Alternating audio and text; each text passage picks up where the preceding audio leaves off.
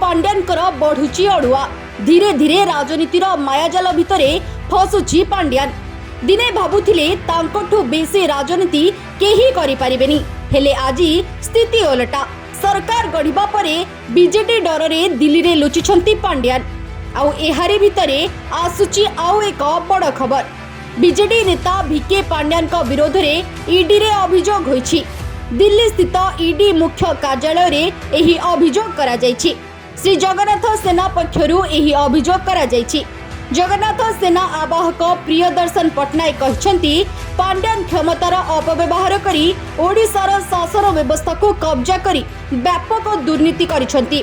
खणी, नगर उन्नयन, अबकारी, राजस्व तथा अनेक विभाग रे से तांको सहयोगींका सह व्यापक अर्थ दुर्नीति करिसंती।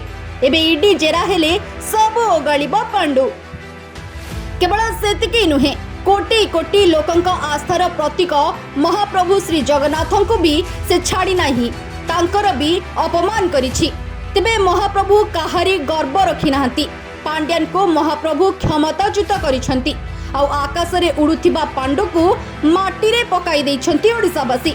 एबे बड़ असुविधा रे पड़िबो पांड्यान। ओडिशा रे बेआईन भाबे शासन कल को कब्जा करिबा, व्यापक दुर्नीति करिबा, महाप्रभु को अपमान करिथिबा आदि अभियोग रे ईडी पांड्यान को गिरफ्त करी कठोर कार्यानुष्ठान नेबाकू जगन्नाथ सेना दाबी करिछि। Bureau report, RRV TV.